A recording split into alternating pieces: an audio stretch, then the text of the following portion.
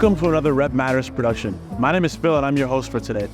We're here in Austin, Texas at Afrotech, the world's biggest black tech conference. We're here to find out how they built this community in such a short amount of time and the impact that it's had on the tech ecosystem and on the black people who work within it as a whole. Join us.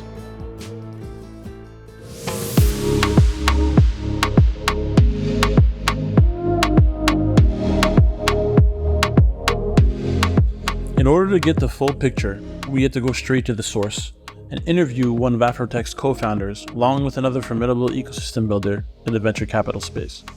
These two changemakers came together to solve for the lack of access to capital for underrepresented founders by creating Collide Capital. But I'll let them tell that story. What I think is unique about Collide, no pun intended, is we really brought those communities together. We, at the intersection of all of the different things that we had built, we felt there was a unique arbitrage for us to start to deploy capital into those ecosystems.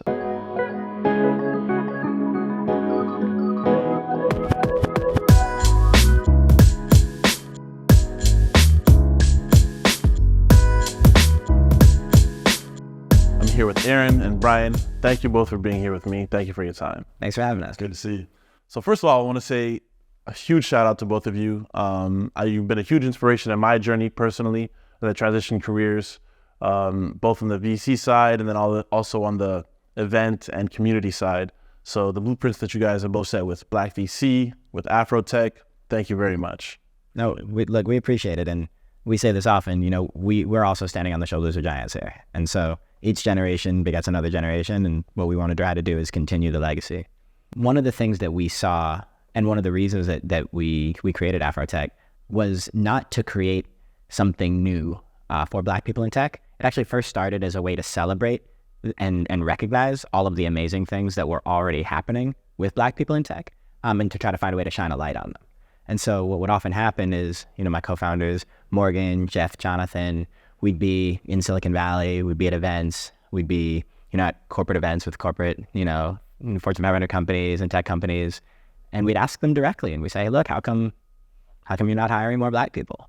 Or we'd talk to VC firms and say, how come you're not investing in more Black founders? And oftentimes the answer we got was awful. People would look us straight in the eye and say, oh, well, we're not hiring more Black people because there aren't any.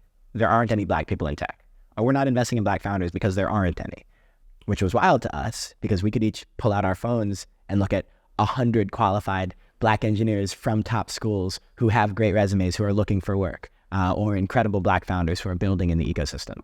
And so one of the things that we realized is it wasn't just a pipeline problem. Right? People oftentimes talk about the pipeline problem, which, don't get me wrong, I'm down to increase the pipeline. Like, increasing the pipeline is a good thing. I'm never going to say it's a bad thing. We want to increase the pipeline. But it's not just a pipeline problem. It was also a visibility problem, or a lack of desire for groups to observe the Black people that were in tech, building, thriving, flourishing, but oftentimes in kind of micro communities or in spaces that weren't necessarily getting mainstream visibility. And so what we said is, if we can find a way to create a conference where Black people in technology are treated like rock stars, it will change the perception across the Black tech ecosystem.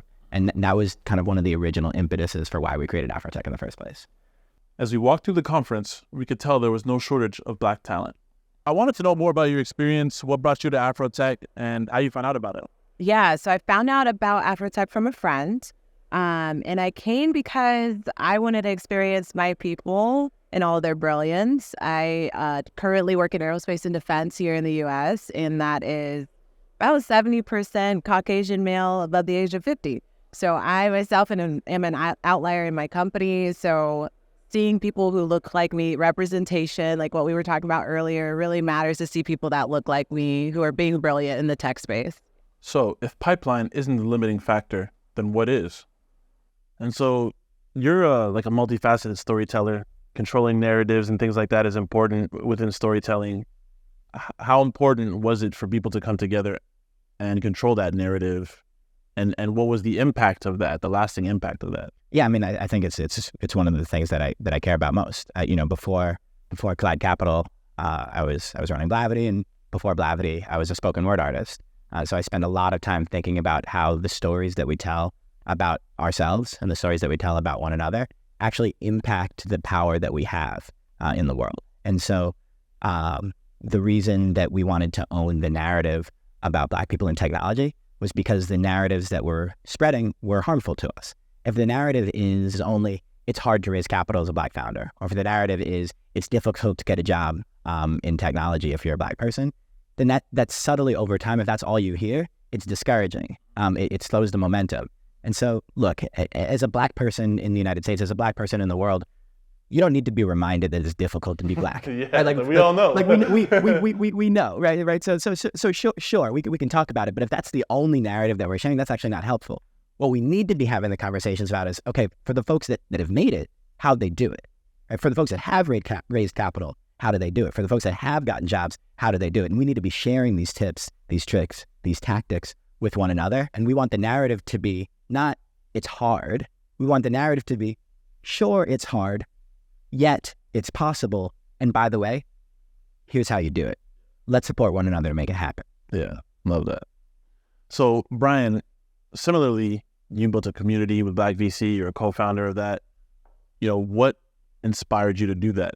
Part of the genesis of Black VC was walking into a SaaStr event or walking into a 500 startups demo day and looking around the room and seeing nobody that looked like me. Got together with a group of friends, Fred Gross, Sydney Sykes, Adina, Ernest, Elliot Robinson, and said we need to find some way to, at first, just build community for people of color in venture. Before we start talking about where dollars need to move, before we start talking about how we start to change the entire venture capital landscape, let's just find a way to get us together so that if there are events, we can tell one another about it. If there are things that we should be at, we can tell one another about it.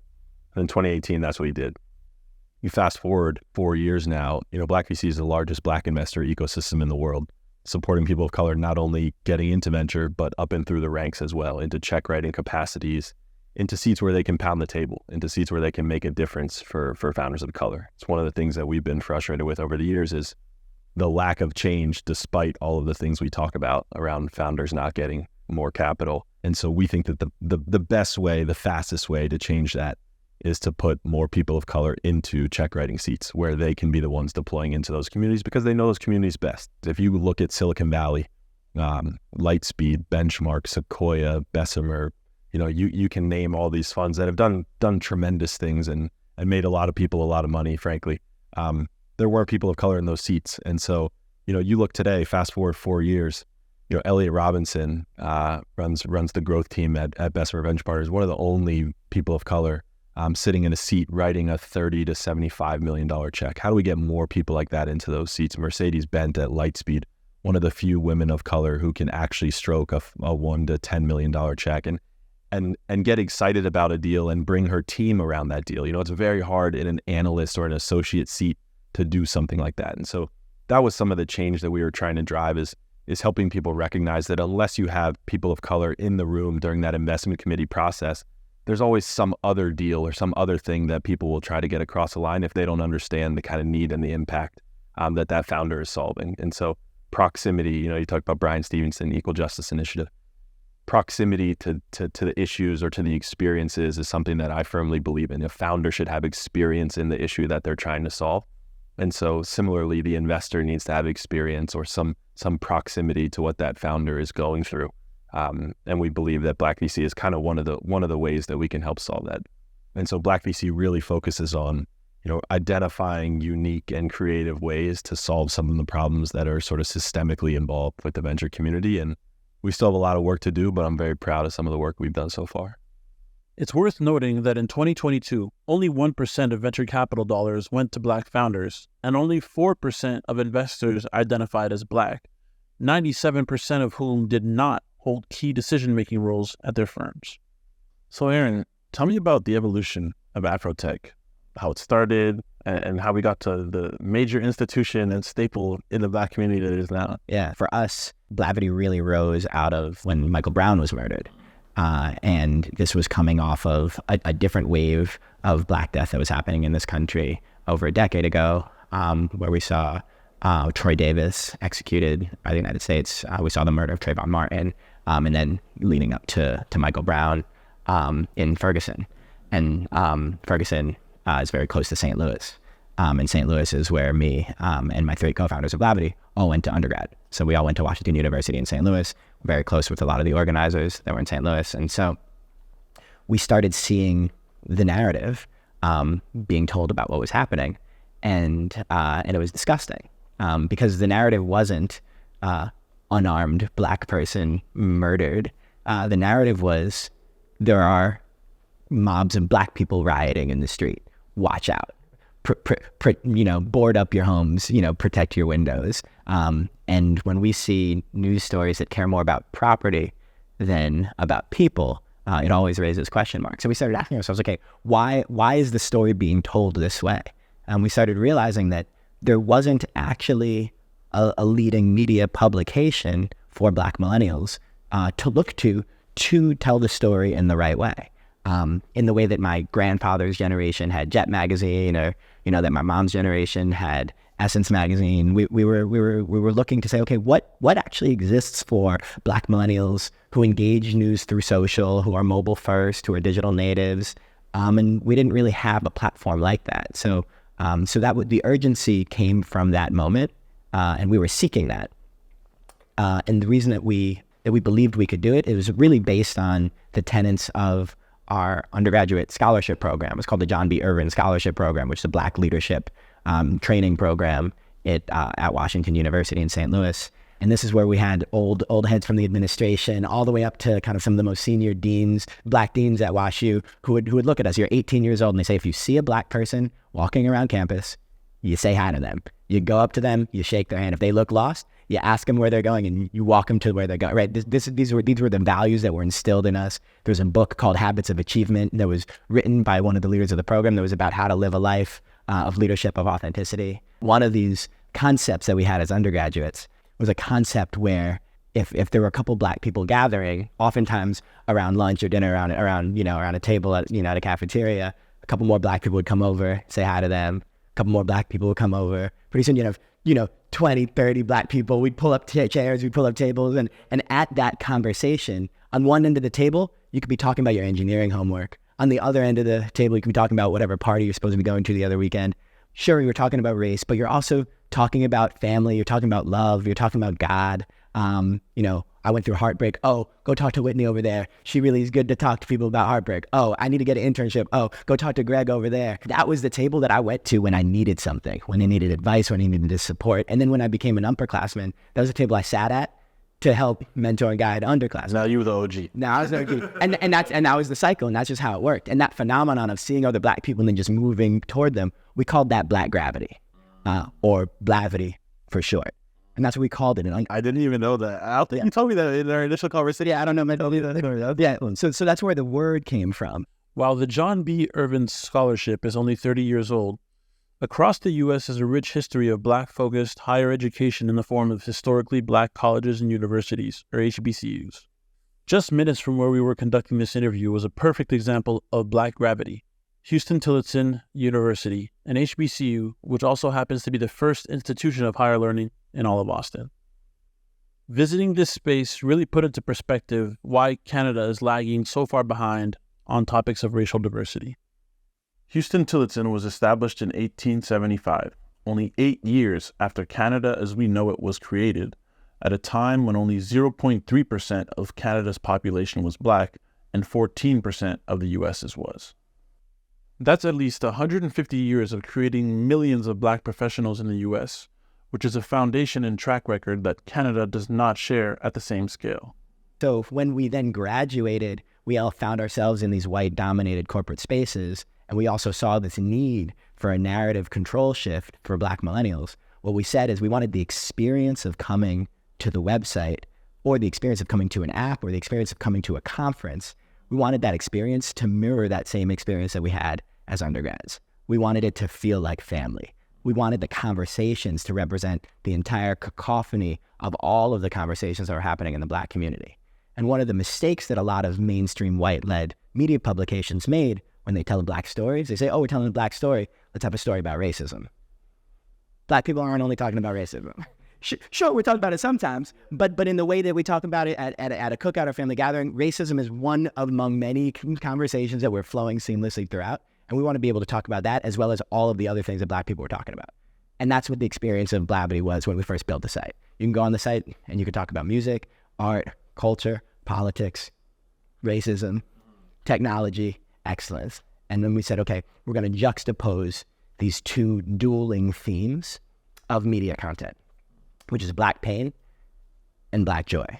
And one of the things that we said from the very beginning with Blavity is for every piece of content that we put on our site about Black pain, we're going to juxtapose that with a piece of content about Black joy. Because just as much as we live in the age of Black Lives Matter, we also live in the age of Beyonce. We live in the age of Hamilton, right? Black people have been contributing and leading and vanguards of art, media, technology, and culture from the beginning of time. And we wanted a website and a community that represented that.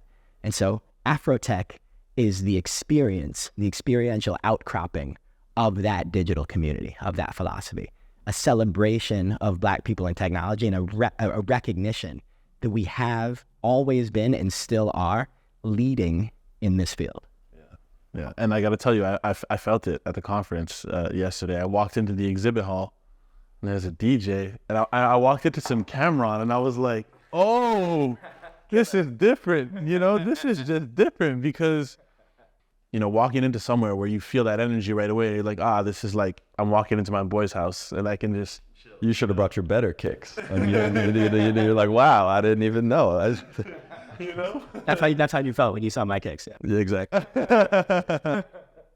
exactly. So tell me, how did you two meet and start working together? The origin was us meeting at Afrotech, and really just we joke, we say we built in parallel for a really long time. He went to Bain, I went to Goldman. He went back to school. He went to Stanford. I went back to Harvard. We sort of watched each other for a while. We were fast friends, but very much building in our own silos. And what I think is unique about Collide, no pun intended, is we really brought those communities together. We, at the intersection of all of the different things that we had built, we felt there was a unique arbitrage for us to start to deploy capital into those ecosystems, that we were seeing founders before other people, but oftentimes as resources, not as capital allocators. And so a founder would come to us with, hey, I'm meeting Doug Leone at Sequoia in 3 weeks. This founder told me I should meet with you to prep for that because you guys have good experience there. Do you mind if we find 10 minutes? We take that call all day long, and we've taken that call for 5-6 years now. And so we really got together in 2019 and said, what if instead of building the happy hour, what if instead of building the Afrotech, what if instead of always just providing the resources for founders, we provided the capital as well?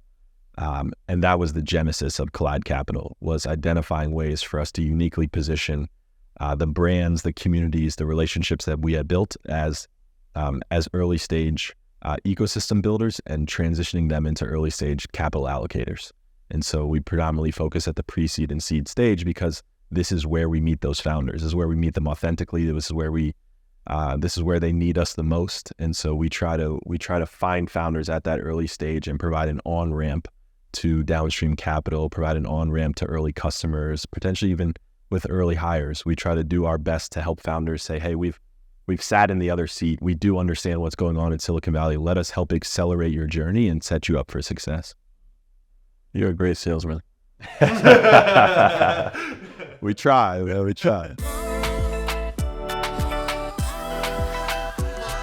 We now know that increasing opportunities for Black people in the U.S. tech ecosystem, which is still a work in progress, has required a few things.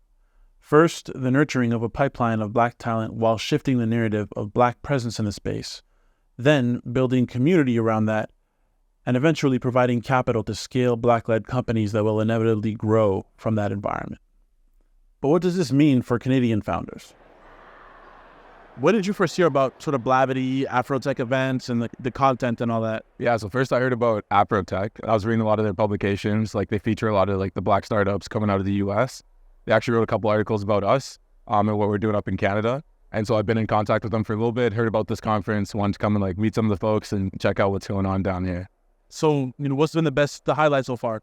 Highlight so far, there's been some great speakers, some really good talks. But I think the biggest highlight for me is meeting. There's like 30,000 people here, all black folks, and like everybody super passionate about tech, working on really cool things at the bleeding edge of the industry. So it's been really inspiring, like super powerful experience. Has there been anything in Canada that's been similar or that's like giving you a similar feeling? I think closest thing is like Be Future. BPTN puts on this conference every year. And I went in 2019, right before the pandemic. It was their first year. And that was just so many black people in tech in Toronto. Again, like really powerful feeling. This is just on a much larger scale, but it's been really, really impressive. Whether it's BPTN's Be Future conference, our own Rep Matters programming, or other similar experiences created recently, it's clear that we have some black gravity of our own up north, which US players are starting to notice. So one of the things that I really want to talk about is how do we build more bridges between the United States and Canada? Something that Brian and I talk about a lot are what does it mean to be institutional, but also what does it mean to be international? We are, in many ways, we are neither right now. We are a first-time fund. We are, we've been in the ecosystem for a decade, but we are also new in this initiative. And we've been spending some time meeting folks in Germany, meeting folks in Portugal, meeting folks in Latin America, got some time in Mexico City. And, we want to figure out, okay, what does it mean to have bridges, and especially bridges that connect people of color who exist in these different ecosystems. One of the things that we want to figure out is, okay, what does that look like to Montreal? What does that look like to Toronto? How do we build those connectivity lines? And so one of the things that I want to talk to you about is how do we begin that conversation? I believe in like physical proximity, I believe in that, having shared experiences. And so I think like, to me, this was step one. To me, it's like, I'm going to Afrotech. I want to meet all the investors who are interested in Canada. I want to meet everyone. I want to talk to them. I want to get to know them. I think that's really step one. So, coming to Montreal, coming to Toronto, just kind of seeing what the ecosystem is like and what the founders need. The needs are different in Canada than they are in the US. And so understanding those needs, I think, is like super, super key at this point. And once those needs are understood, just being able to figuring out where you provide the value and how to make things work. Can we double click on that for a second? So let's talk about some of these needs, because I think it's important to talk about. So how do you see the needs being different in the Canadian ecosystem for Black founders, for Black VCs, compared to the United States ecosystem? So the US ecosystem is more developed in general than the Canadian ecosystem and is much larger. And I'd say investor appetite is more risk averse in Canada. And so right off the bat, they're slower to write checks to everyone, right? On top of that, we just have a much smaller Black population in Canada. We're only 4.3% of the total population, while in the US, we're 13.6% of the total population. So that's the major difference, right? There's a lot more roots of Black people here who, have been in the business world for decades and might not have been visible at the forefront because, they're not controlling the narrative. But now with y'all, the narrative's changing, and you're seeing that there are, while there may not be many, there's people in positions of power who can write checks in Canada that there's very few, very, very few. And so in some ways it's disheartening to hear, because we talk about how much work the United States still needs to do. Oh man, well, think about that. Like, so I've been the past month, I've been to here in Austin. I've been to New York for New York Tech Week, and I was in Toronto, and Quebec is even further behind, which is like, I love Montreal, and I'm building, community there, and I really want to help Black founders there, but God, we're far behind, So what does that mean for founders? It means that, they're not even getting the pre-seed and seed checks that Black founders are able to get here. Something that I think about a lot is, what can I do to bridge that gap via angels, right? Because they're not getting angel checks. There's no friends and family rounds for Black founders a lot of Black founders in Canada. And so the angel / pre-seed is kind of where there needs to be an influx of capital right now. But I think there's tons of entrepreneurs, Black entrepreneurs in Canada, tons of innovators, tons of creatives. And it's just about almost educating about what the opportunities are in tech and being like, you can do this business, which is cool, and will grow like this, but venture scalable businesses grow like this. Like, what do you need to do to like what? It's a completely different mindset, So how do we like nurture them in that way, and then have people who are ready to write checks and provide the mentorship and guidance that they need. So those are the things that I think about a lot. With Rep Matters specifically, what can we do? I mean, I think this is where the work happens, right? Is we build events together, we build community together, we build family together, and then ultimately we invest together, we win together. We're here for it, man. We appreciate the work you're doing. I remember the early days of building Black VC. I know he remembers the early days of building Blavity. There's 15,000 people here right now, but there weren't 15,000 people when he started it. And similar for you, it might feel like you're kind of out on an island on your own, but one, you definitely have the support of Collide Capital and everything behind us, but two, know that your work will start to pay off over the years, and people will be very appreciative of the things you did early on to kind of help get it going. I appreciate that. I'm gonna frame this, put this video up somewhere. Exactly. Just wake up to it and be like, all right, this is my work. Exactly. So thank you so much for your time. This was really great. I'm so glad I got to meet you both in person. And that's it. Thank you. Appreciate it. Thanks for having us. Appreciate you. Thank you.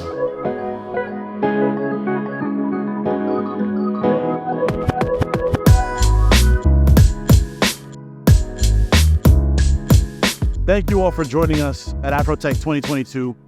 This is goodbye from Austin, Texas. See you next time. Thank you for tuning in. We hope you've enjoyed this Rep Matters production. And if you have, please like, comment, and especially share this with someone who might be interested. If you'd like to keep up with what we're doing at Rep Matters, join our mailing list or follow our socials using the link provided.